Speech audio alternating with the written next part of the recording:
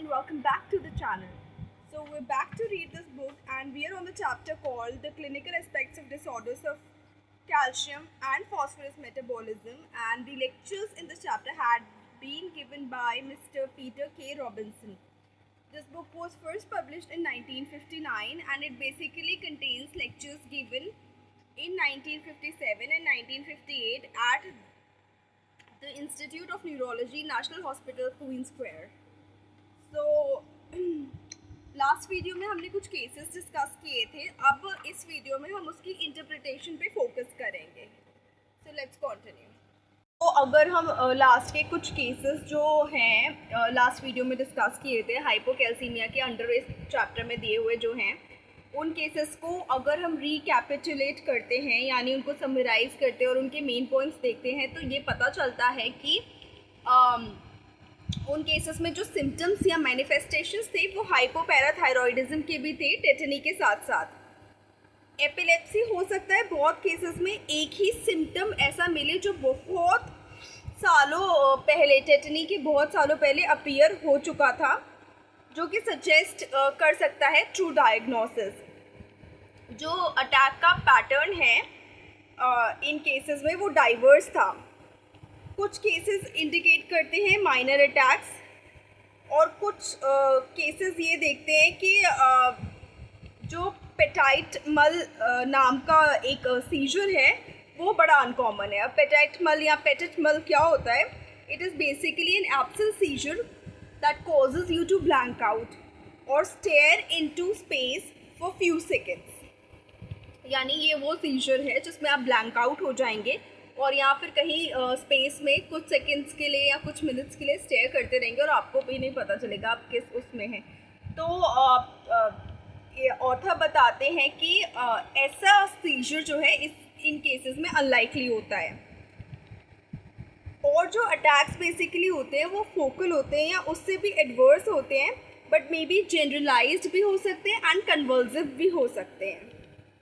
Epileptic discharges जो होती हैं इन कंडीशंस में वो बेसिकली ऐसा प्रिज्यूम किया जाता है कि increase in central excitability of the nervous system की वजह से होती हैं. एंड इसी वजह से एज अ रूल वो सेट कर लेती है कि अटैक जो है एक तरीके का एक्सप्रेशन है इस सेंट्रल नर्वस सिस्टम की एक्साइटेबिलिटी का.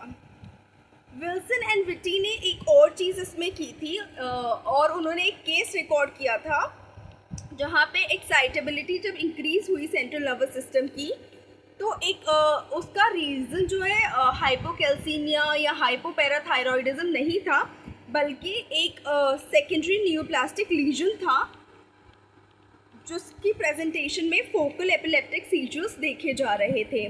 तो अगेन डिफरेंशियल डायग्नोसिस का भी काम आ गया. जो एपिलेप्टिक अटैक्स हुए हैं टेटनी के मैनिफेस्टेशन से पहले, हो सकता है वो हाइपोकैल्सीमिया की वजह से हो सकता है वो हाइपोपैराथायरॉयडिज्म की वजह से हो या दोनों साथ में हो, लेकिन ये भी हो सकता है कोई कहीं लीजन हो, कोई कहीं ट्यूमर हो.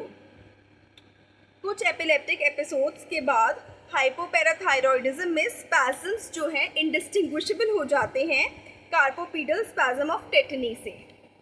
अब आते हैं इलेक्ट्रोएन्सेफेलोग्राम कैसे होते हैं इन केसेस में.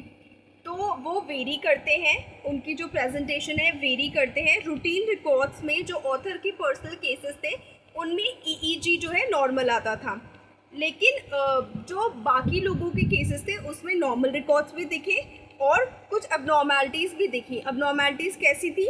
एपिसोडिक स्लो वेव्स हो सकती हैं या कॉन्टिन्यूस डिसरिदमिया हो सकता है.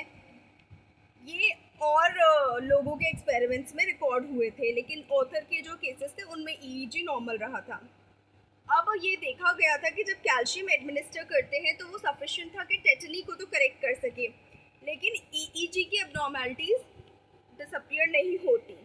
लेकिन ग्रेजुअल ट्रीटमेंट से थोड़ी थोड़ी चेंज हो सकती हैं. हो सकता है कि वो नॉर्मल आ जाए, but in proportion of these there may still be an abnormality of the record on overbreathing. जब ओवरब्रीथ करेंगे तो ईईजी में abnormality आ ही जाएगी.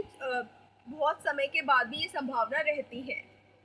इमीडिएटली तो ईईजी वैसे ही नॉर्मल नहीं आएगा, ग्रेजुअल ट्रीटमेंट के साथ हो सकता है नॉर्मल आ जाए, लेकिन उसके बाद भी जब ओवर ब्रीदिंग में ईईजी करेंगे तो अब्नॉर्मैलिटी आएगी ही आएगी। हाइपोकैल्सीमिया के केसेस में जो कैटरैक्ट्स देखे गए थे वो ज़्यादातर कॉर्टिकल टाइप के थे, और जो स्टार्ट होते थे या कमेंस होते थे वो पोस्टीरियरली कमेंस होते थे। साइकोलॉजिकल चेंजेस भी देखे जाते थे पेशेंट्स में या देखे जाते हैं पेशेंट्स में। टॉक्सिक डिलेरियम जो है कॉमनेस्ट साइकोटिक डिस्टर्बेंस था जो देखा जाता था, और प्रेजेंटिंग फीचर भी हो सकता था या हो सकता है काफ़ी केसेस में। Dementia, less severe upset such as anxiety, depression, ये भी साथ साथ बहुत कॉमनली देखे जाते हैं। मेंटल रिटार्डेशन जो है चिल्ड्रन में ज़्यादा मिलती थी और वो एसोसिएटेड रहती थी एपिलेप्सी से।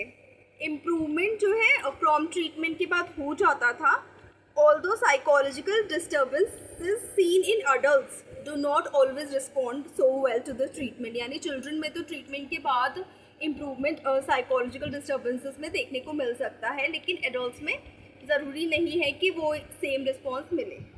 बहुत सारे केसेस जो हाइपोकैल्सीमिया के उस वक्त डिस्कस किए गए थे उनमें signs of basal ganglia disease भी देखी जाती थी बहुत सारे केसेस में। साथ साथ parkinsonism, chorea which may be of hemiplegic variety भी रिपोर्ट किए गए थे बहुत सारे केसेस में, एंड उनकी सिवियरिटी वेरी करती थी स्पॉन्टेनियसली। अब कोरिया क्या होता है? It is basically a symptom that causes involuntary, irregular और अनप्रिडिक्टेबल मसल मूवमेंट।